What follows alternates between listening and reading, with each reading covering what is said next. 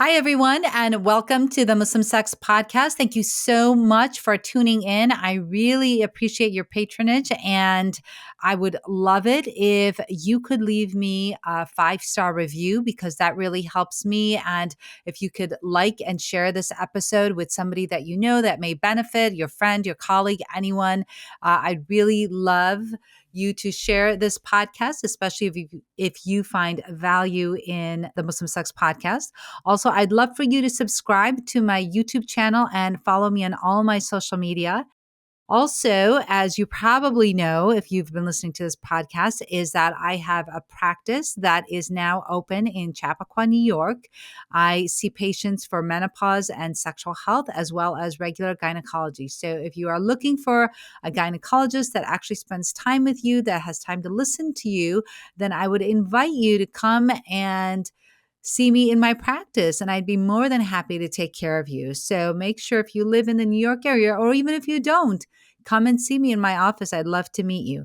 And also, last but not least, is that I am hosting again my retreat in Morocco for 2025. So if you are looking for a gift for a family member, a friend, yourself, make sure you take a look at our retreat, the Love and Nourish retreat. It will be held September 19th through the 26th, 2025. Again, this year in Morocco, we will be visiting the same towns. We will be in Marrakesh and Essaouira.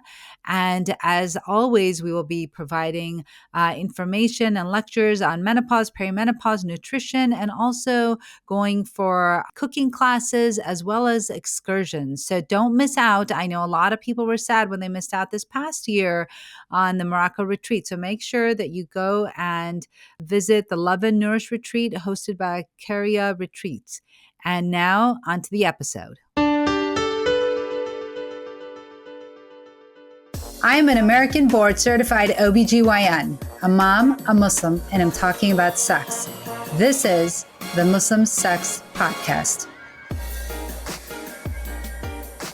Welcome to the Muslim Sex Podcast. I'm your host, Dr. Sadaf, and this episode is everything you need to know about the organization called HEART.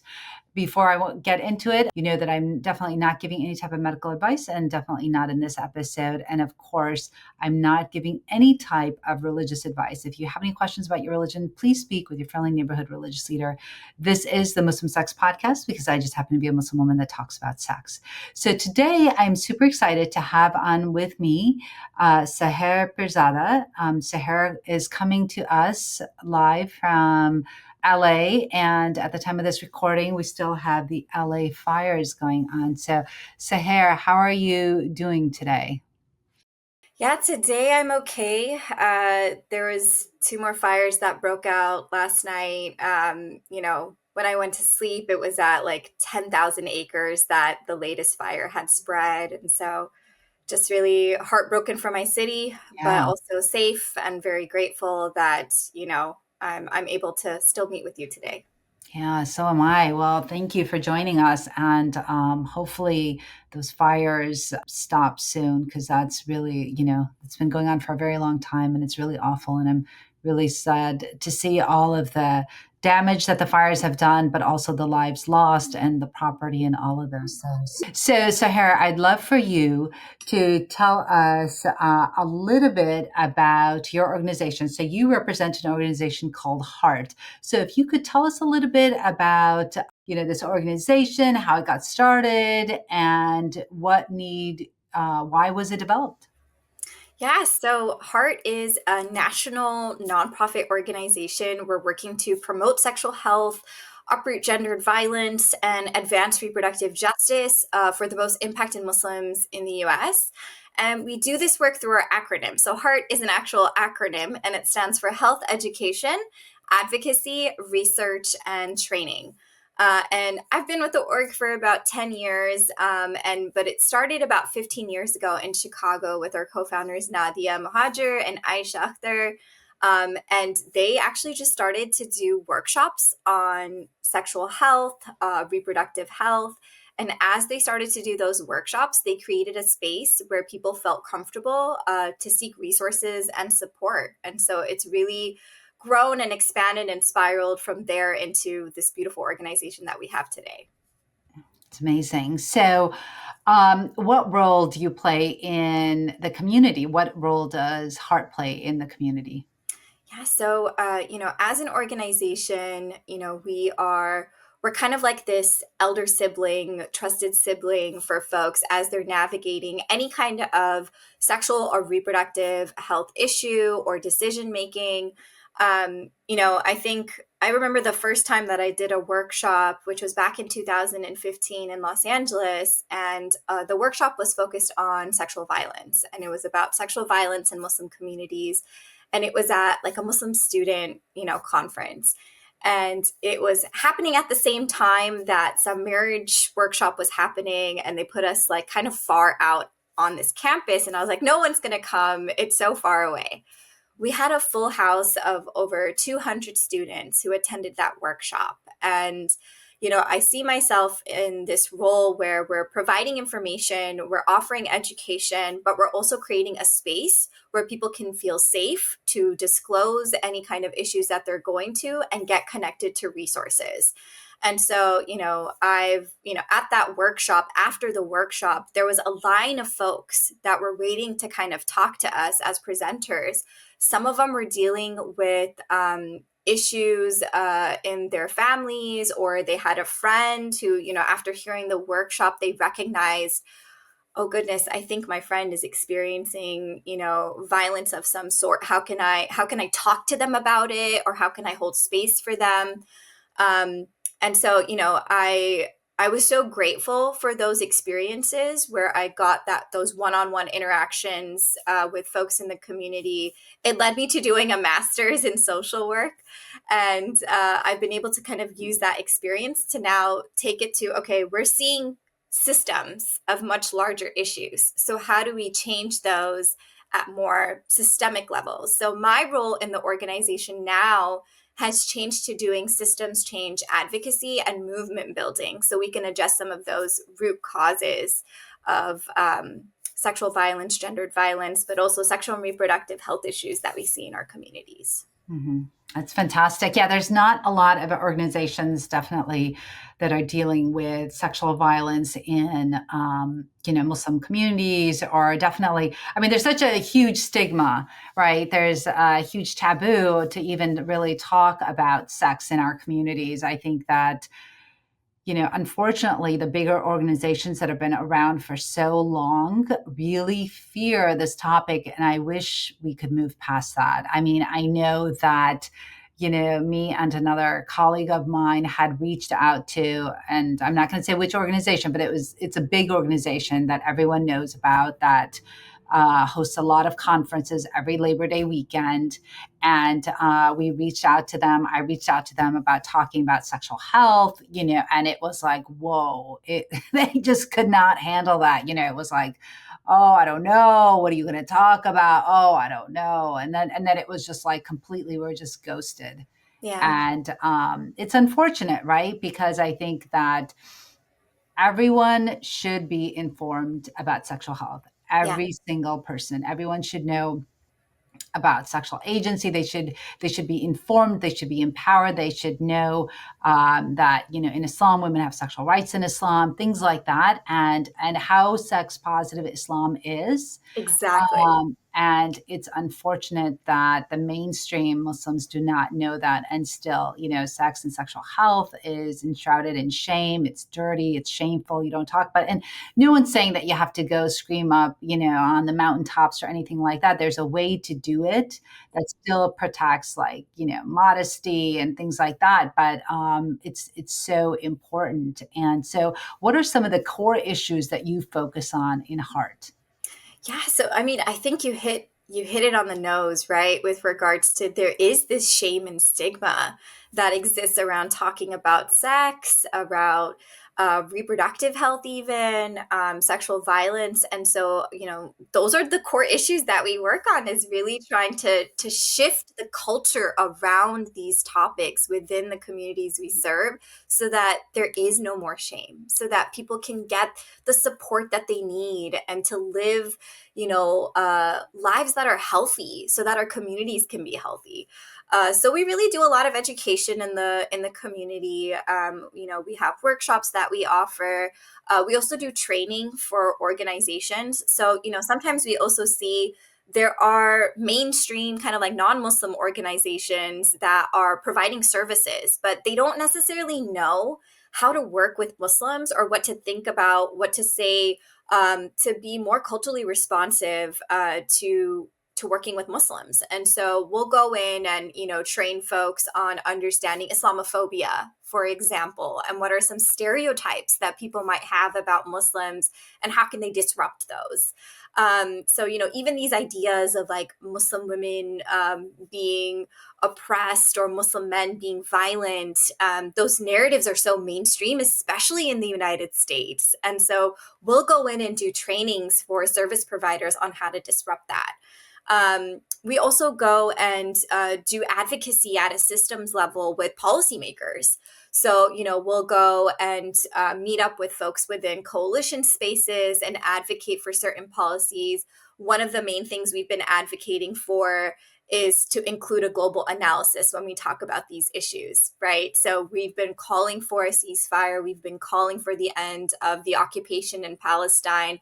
As one of the main goals of our work is also to pop the bubble for folks that are not Muslim to see how these issues are connected, right? So we've had, healing circles for Muslim women who are navigating pregnancy loss while witnessing genocide to really hold space for that, right? Witnessing something so violent, so extreme, it impacts your sexual and reproductive health. It impacts your well-being. And so we also hold kind of healing spaces and kind of just also offer mental health services, connecting people to folks to navigate that, because we see how a lot of those things are connected.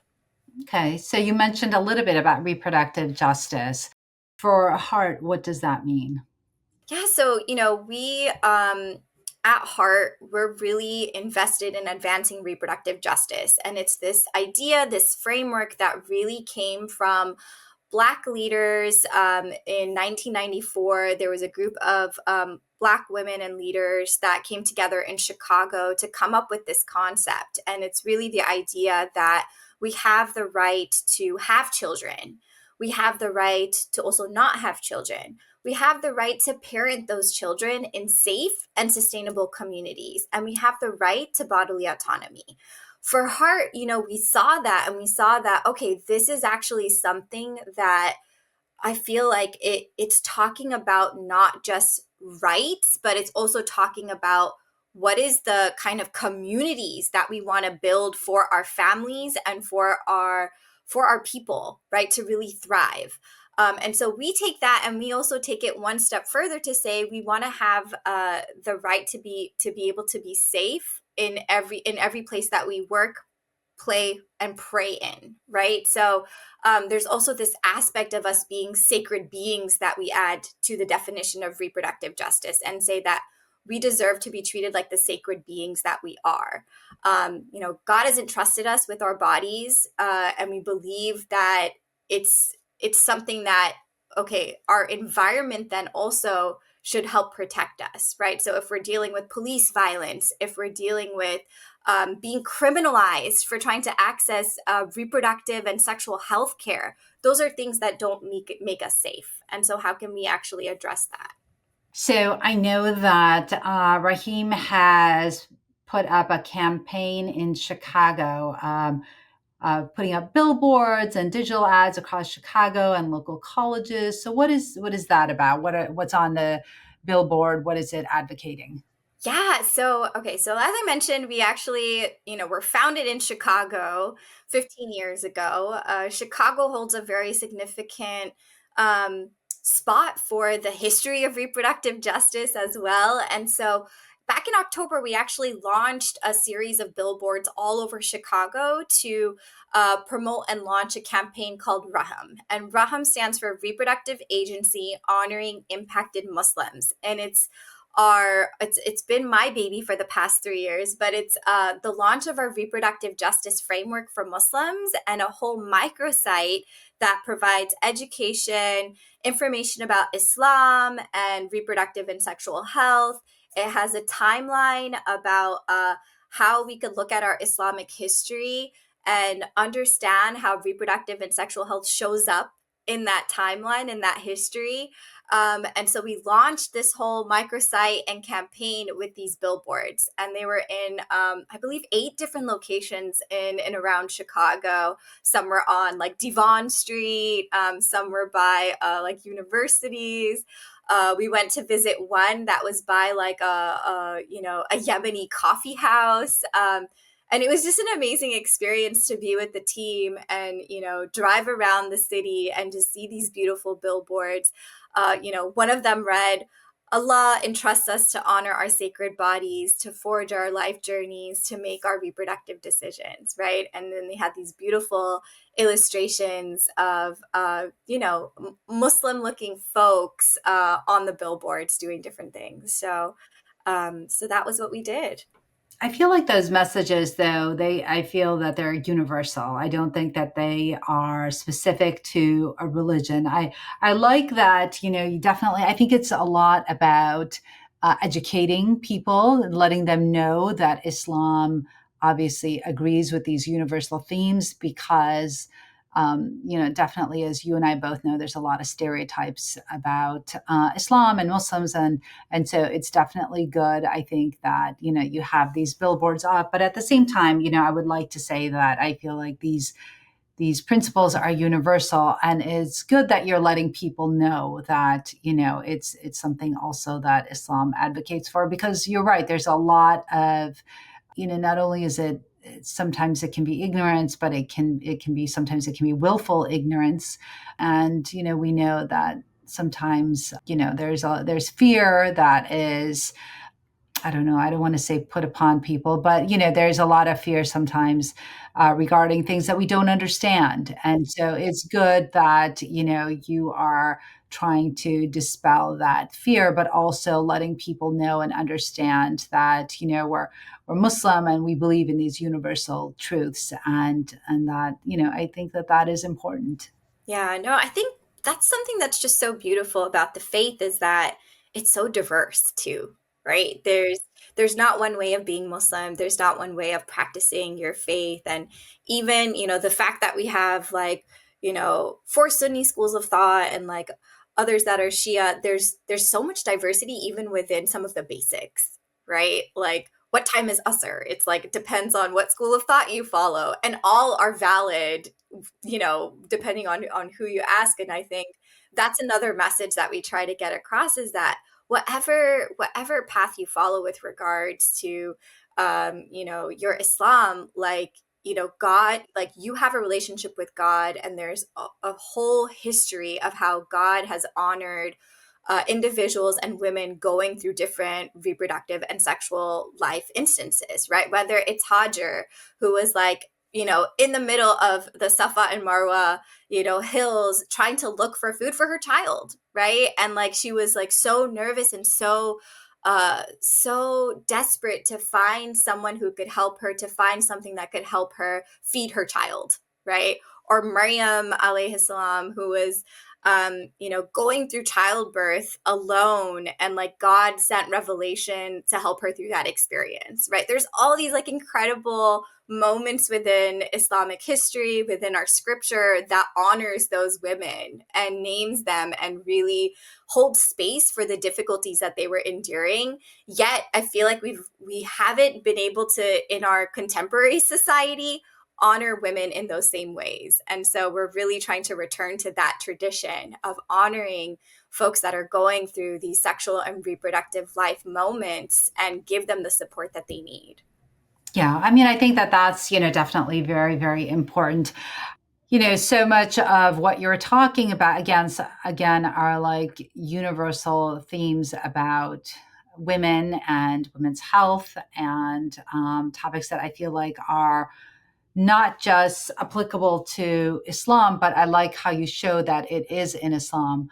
but that it's applicable to all people, right? And I Absolutely. think that I want, I'd love for people to understand that these are universal truths that, yes, are universal, but they also are part of Islam. And, this is also what Muslims believe. And I think that, what I would like people to gain, I think, from knowing about your organization is that, things that are important to common people here, right, in society are also important to Muslims, and it's part of our faith. It's Yeah. who we are, and it's returning to those things of just understanding what our own history is, so that we can, go and be true to that, and in the sense that, again, that Islam is very sex positive. It's always been Yes. sex positive, and it was only after,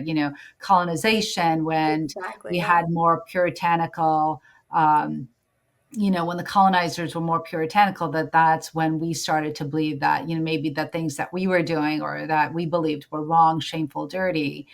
And, and that's how our beliefs changed. And then throughout history, it became more and more conservative, right? And I Exactly. feel that, like, in our history, there were definitely times when the companions of the Prophet, peace be upon him, would ask him very explicit questions just to make sure that what they were doing was correct.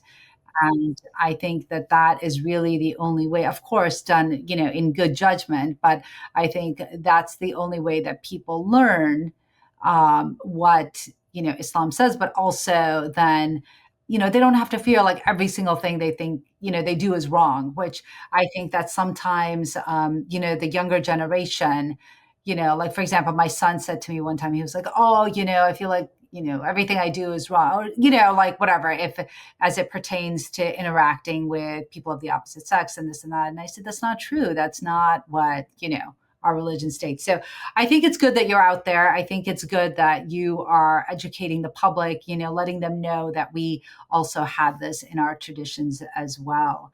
So, can you tell me some of the things that you found on campuses, about perhaps stigma around sexual health, or, more specifically around reproductive health? What are things that you see when you go visit campuses?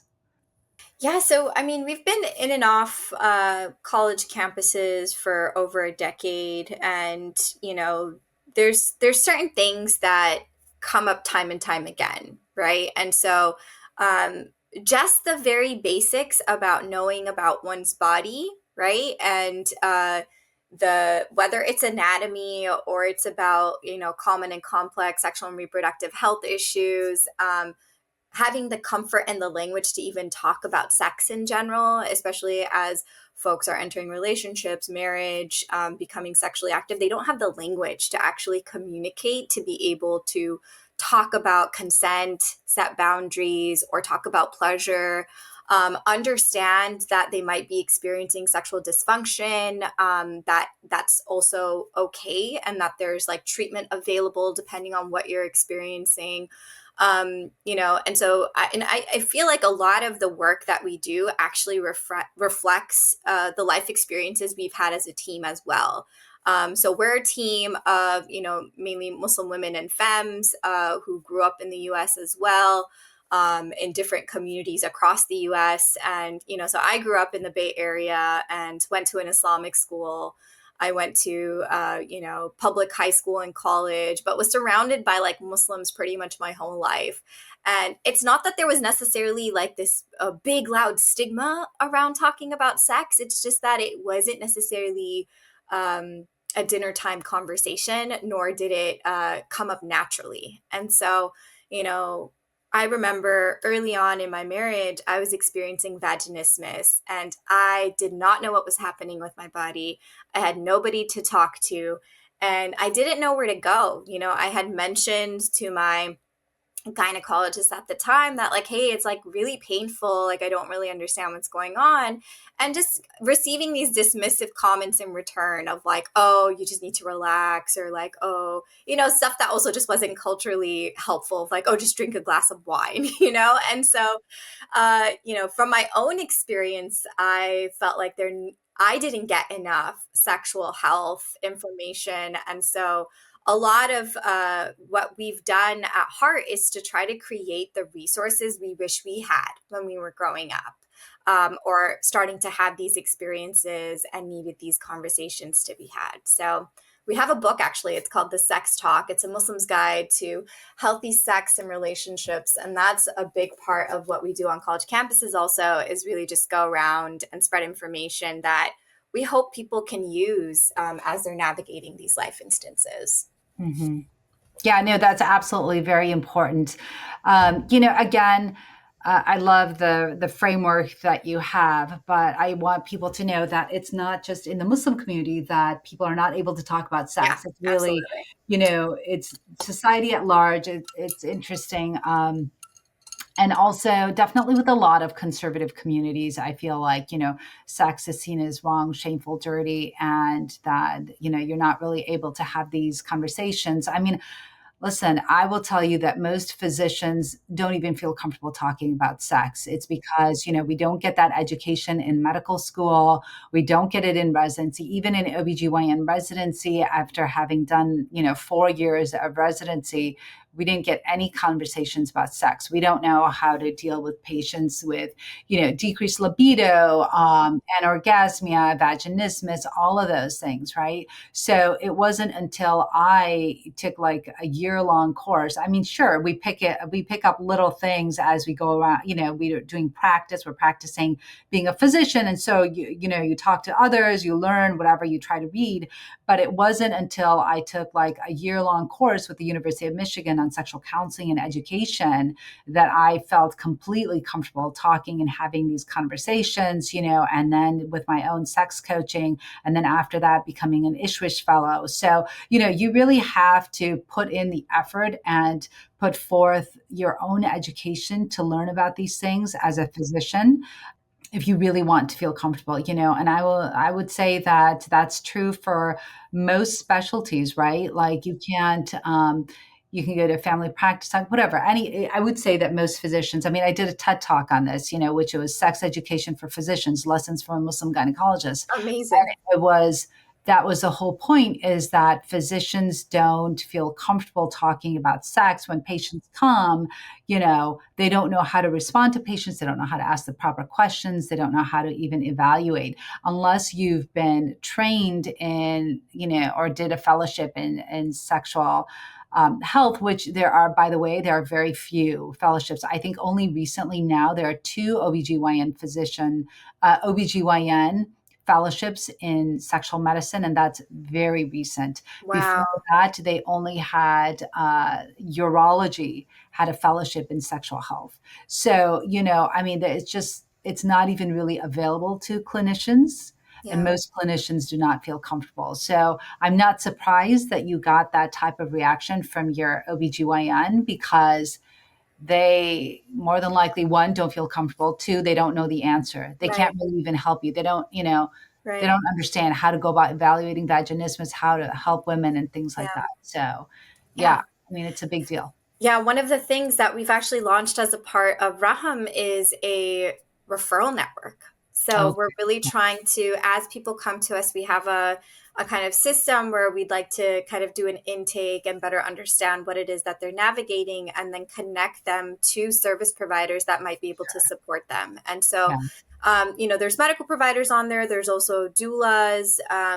We also have chaplains if they want to talk about something with regards to their like spiritual health that they're navigating.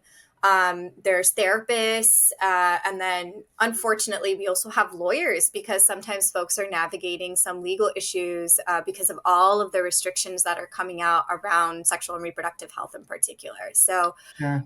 but it's incredible. And I think it's also our way to kind of bridge that gap, right? Because the education is not accessible. It's really hard to understand what you might be going through. And Yes. we also don't claim to have all the answers, but if we can connect people to other resources and folks who might have specialties.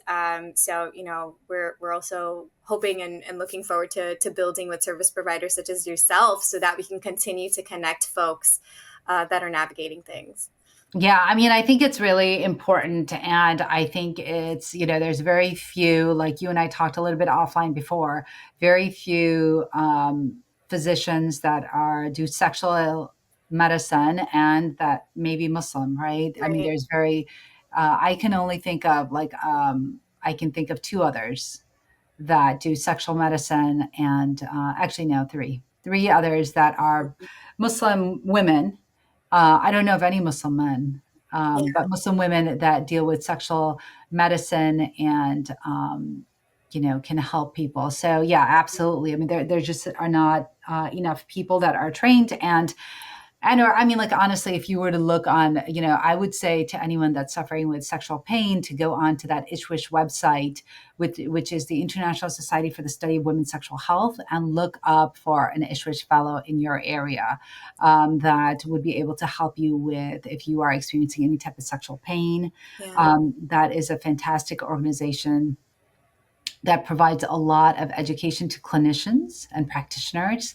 And actually, about a year ago, or I think it was a year, 2 years ago, actually, Dr. Samina Rahman and myself, I was actually contacted through the University of Michigan to create an elective so they have an elective for their sexual medicine elective that they created. They wanted us to create a module on Islam and sexuality. Oh, And so beautiful. yeah, for their fourth year medical students. And so I'm not really sure how they got my name, but Dr. Samina Rahman and I created that module and it's on their, it's available to their fourth year medical students as That's an such a elective. service. That's such a service to the community overall. Like that's incredible. And Dr. Samina Rahman, I mean, she's been a supporter from day one and now sits on our board and has just been such a huge advocate for this work and for our research in particular. Yeah. We did, what we call our burden study, where I think there was about 800 respondents to our survey about the burden of sexual violence in Muslim communities. But in there, we had questions about sexual pain and sexual dysfunction. And she's really been instrumental in making sense of the data and getting the word out there that this is something that we also need to be holding space for. And like you said, these aren't issues that are exclusive to the Muslim community, right? Right. These are things that every community is experiencing, but there might be particular ways that it shows up in our communities because of the political climate that we're navigating with regards to Islamophobia, or folks having mistrust, whether it's with their medical environment or otherwise. There's just additional stressors that they're navigating that could be impacting their lives. And so it's just, yeah, it's been incredible to work with physicians that are in the field and so hold so much expertise like yourself and Dr. Samina. Yeah, yeah, absolutely. Yeah, no, that's fantastic. I'm glad you're doing research and, we need all the research, right? First of all, there's such a gender gap in research as it is, Yeah. right? With women not really being involved in research or research being done on women for women. So we know that definitely has been exists, and let alone then covering different ethnicities and religious groups. That's even far less. So it's really important to have that type of research. So, how can people get in touch with your organization? How can people seek extra guidance or help if they are looking for support for reproductive justice or just wanting to get to know more about your organization? How can they learn? Absolutely. So we're active on social media. Please follow us at hearttogrow.org if you want to look at our website, but on Instagram, on X, as it's now called. I still want to call it Twitter, unfortunately, and on Facebook, Heart to Grow. And yeah, we have, in-person programming in cities like New York, in the DMV area, Chicago, Los Angeles, Texas, Atlanta. So keep a lookout for if we're hosting anything in your city. We'd love to meet you in person. And our DMs are always open if you need any kind of support. We also have an actual way you can get in touch with us through our website at hearttogrow.org. Under the Get Support tab, there's a way that we can connect you to either service providers through our referral network. We also have mutual aid funds. So we have a survivor care fund, we have a reproductive justice fund, as well as our Inaya Care Fund. So if folks are looking for financial support so that they can get the help that they need or services that they need, we also offer that. And we're in general just available for anyone as they're navigating whatever sexual reproductive health issues that they might have. All right. Well, that's fantastic. Well, thank you so much for coming on and letting people know more about your organization and how they can get in touch and how they can access care. So that's fantastic. And I'm glad you have those list of providers. And so, well, we are done here, and it's been real and really intimate. And of course, it's not meant to be any type of medical or religious advice. So if you have any questions about your health, please speak with your friendly neighborhood healthcare provider. And until next time, this is the Muslim Sex Podcast. So thank you for listening to the podcast, and make sure you leave us a review, share and like the podcast. And if you leave me a review, I'd love to shout you out on social media. So be sure that you share it with all your friends. And thanks for listening.